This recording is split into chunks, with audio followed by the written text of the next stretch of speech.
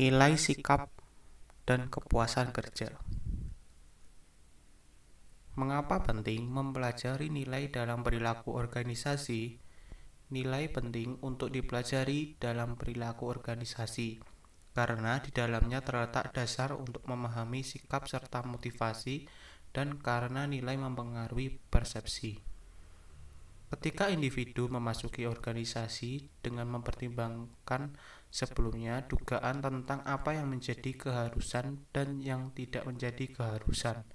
Sebaliknya, nilai-nilai juga memuat interpretasi tentang baik dan buruk, secara tidak langsung bahwa perilaku atau outcomes tertentu lebih disukai daripada lainnya.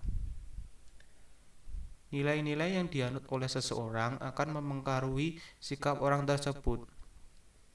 Orang yang menjunjung nilai moral tinggi akan membuat orang tersebut memiliki sikap moral positif. Maxen dan von Klinov berpendapat bahwa nilai-nilai adalah keyakinan yang stabil dan evaluatif yang menunjukkan preferensi kita untuk hasil atau tindakan dalam berbagai situasi. Nilai merupakan persepsi tentang apa yang baik atau buruk, benar atau salah. Nilai-nilai berfungsi sebagai pedoman moral yang mengarahkan motivasi, keputusan, dan tindakan kita. Nilai-nilai berhubungan dengan konsep diri, karena sebagian mendefinisikan siapa kita sebagai individu dan sebagai anggota kelompok dengan nilai-nilai yang sama.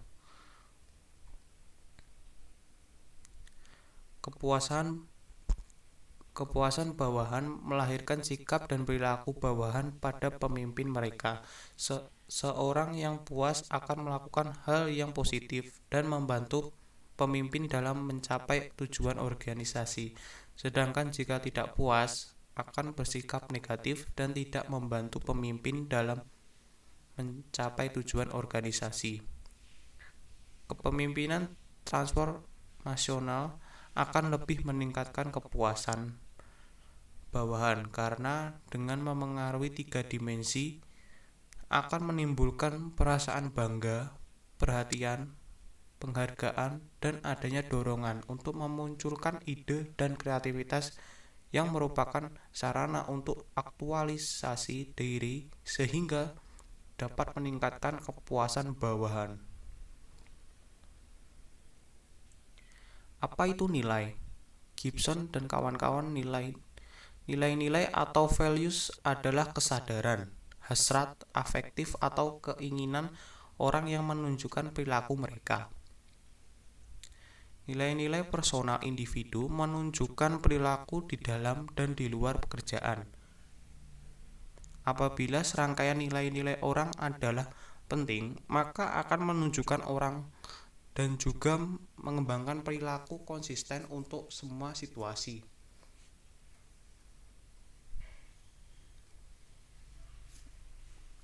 M. Rockach dalam Badeni,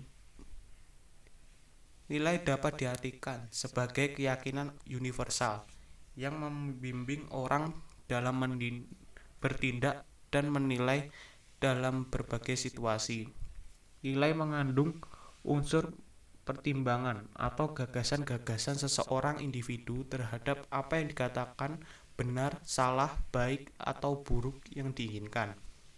Maxen dan von Klinov berpendapat bahwa nilai-nilai adalah keyakinan yang stabil dan evaluatif yang menunjukkan preferensi kita untuk hasil atau tindakan dalam berbagai situasi.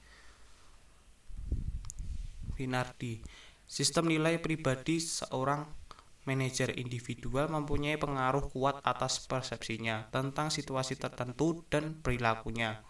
Perlu kita ketahui bahwa deskripsi nilai-nilai di sini adalah 1. Memfokuskan pada individu sehingga dinamakan personal values.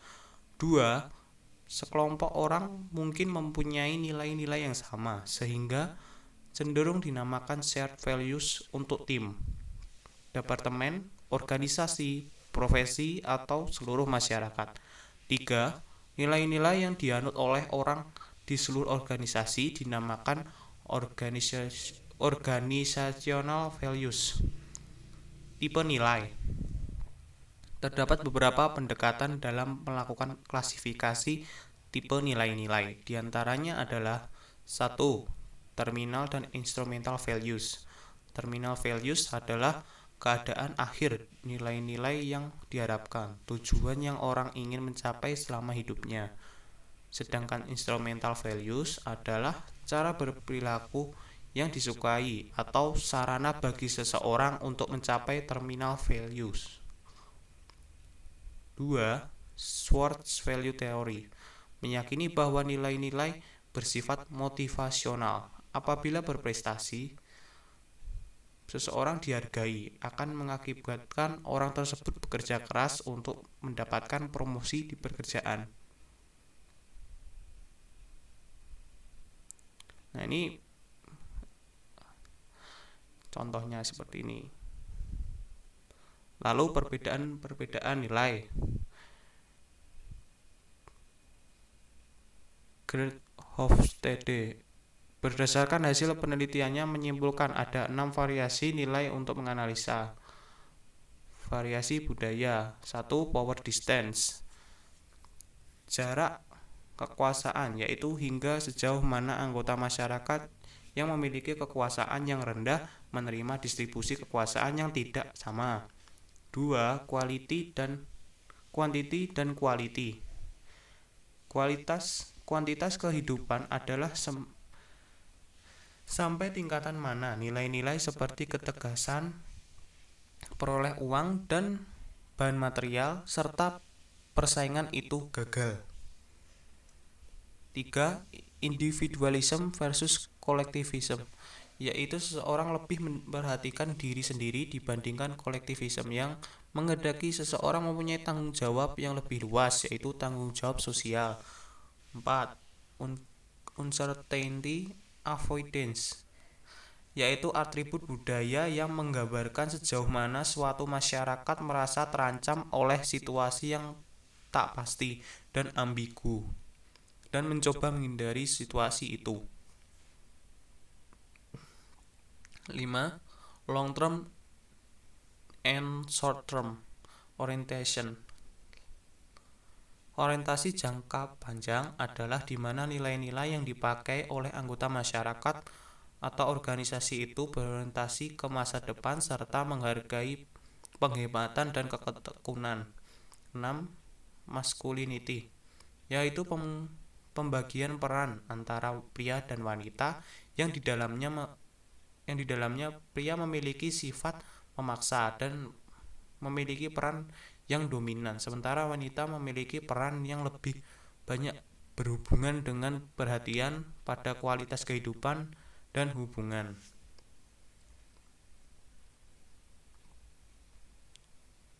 Hubungan nilai dan tingkah laku. Menurut Hanan Jaja mengemukakan bahwa nilai memberi arah pada sikap, keyakinan, dan tingkah laku seseorang, serta memberi pedoman untuk memilih tingkah laku yang diinginkan pada setiap individu.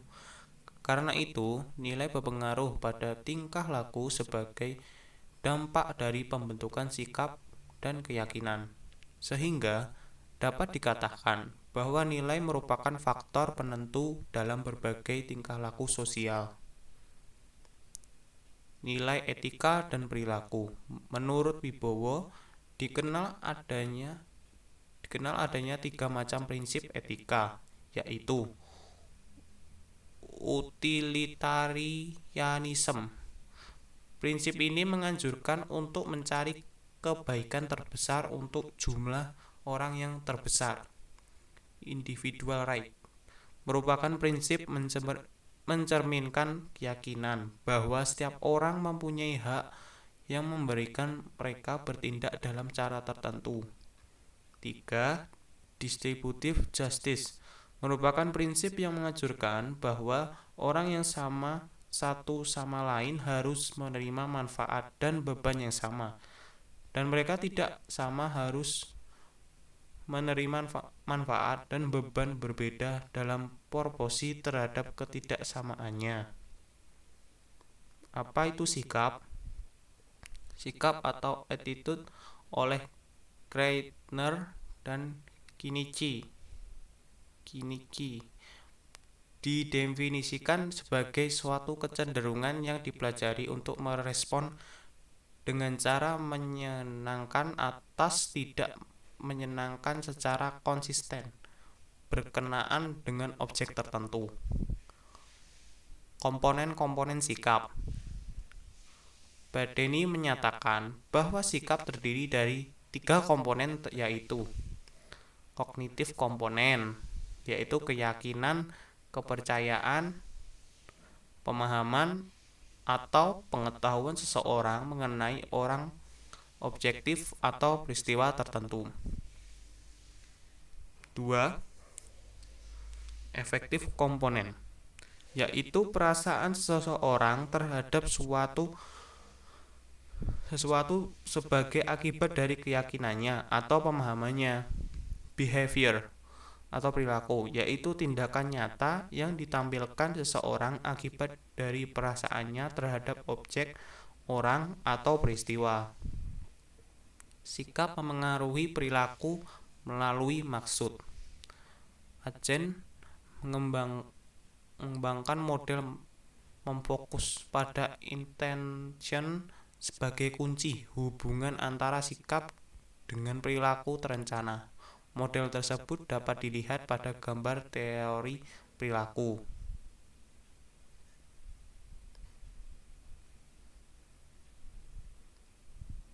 Sikap kerja. Perilaku organisasi kebanyakan membahas 3 sikap, yaitu job satisfaction. Ketika orang berbicara tentang sikap pekerja, biasanya diartikan sebagai job satisfaction atau kepuasan sikap pekerja. Biasanya diartikan sebagai yang menjelaskan perasaan positif tentang pekerjaan sebagai hasil dari evaluasi dari karakteristiknya. Job involvement atau keterlibatan kerja mengukur tingkatan di mana orang mengenal secara psikologis dengan pekerjaannya dan mempertimbangkan merasakan tingkat kinerja mereka penting bagi harga diri. Organisational commitment. Pekerja mengenal atau mengidentifikasi dengan organisasi tertentu dan tujuannya mengharapkan tetap menjadi anggota. Apa itu kepuasan kerja?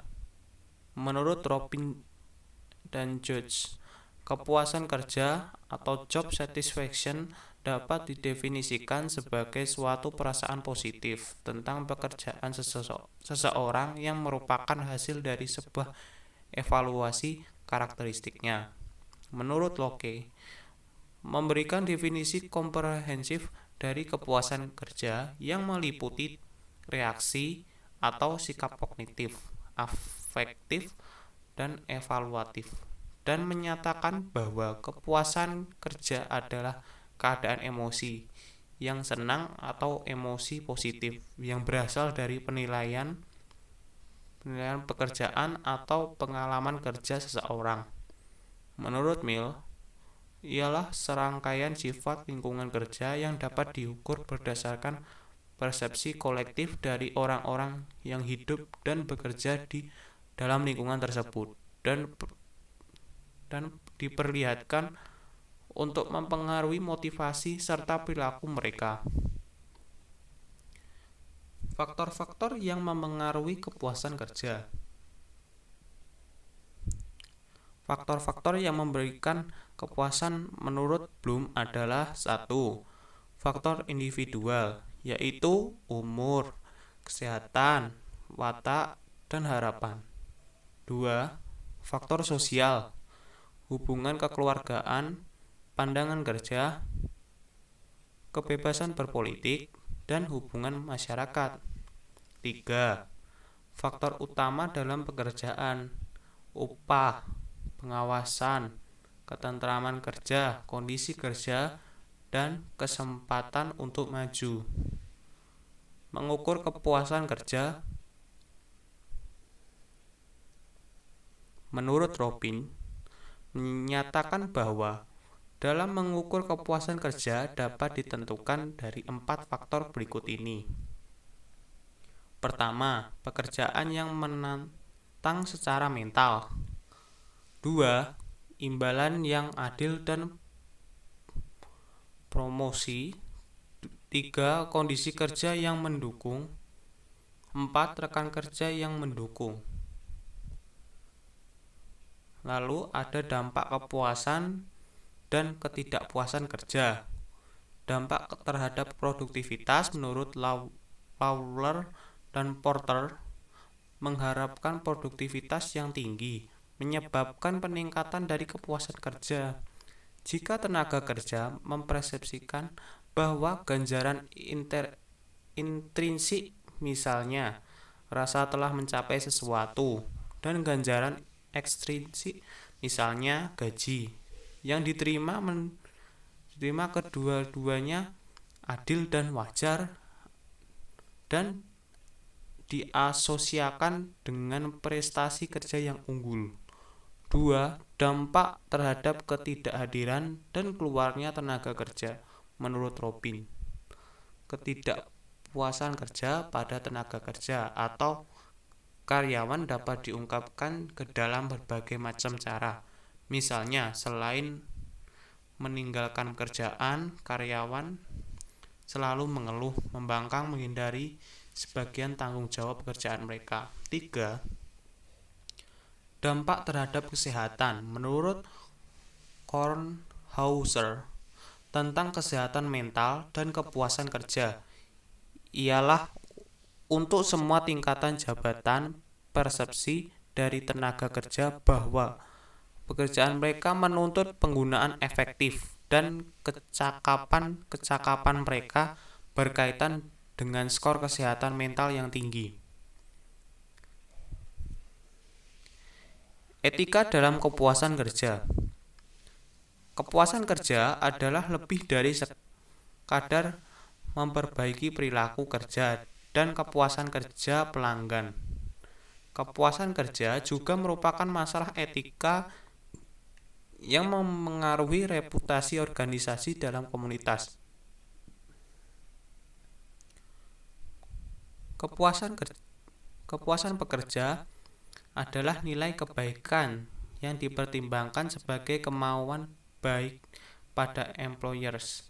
Kebaikan ini menjadi nyata ketika organisasi mempunyai kepuasan kerja rendah. Perusahaan berusaha menyembunyikan fakta ini, dan ketika masalah etika menjadi publik, pemimpin koperasi biasanya cepat memperbaiki situasi. Kesimpulannya, nilai-nilai atau values adalah kesadaran, hasrat, afektif, atau keinginan orang yang menunjukkan perilaku mereka. Nilai-nilai personal individu menunjukkan perilaku di dalam dan di luar pekerjaan. Apabila serangkaian nilai-nilai orang adalah penting, maka akan menunjukkan orang dan juga mengembangkan perilaku konsisten untuk semua situasi. Sikap didefinisikan sebagai suatu kecenderungan yang dipelajari untuk merespon dengan cara menyenangkan atau tidak menyenangkan secara konsisten, tidak berkenaan dengan objek tertentu. Apabila kita mempunyai sikap positif tentang pekerjaan kita, maka kita akan bekerja lebih lama dan lebih keras. Sikap mendorong kita untuk bertindak dengan cara spesifik dalam konteks spesifik. Artinya, sikap mempengaruhi perilaku pada berbagai tingkat yang berbeda-beda dengan nilai-nilai yang menunjukkan keyakinan menyeluruh bahwa memengaruhi perilaku di semua situasi. Sekian dari saya, terima kasih.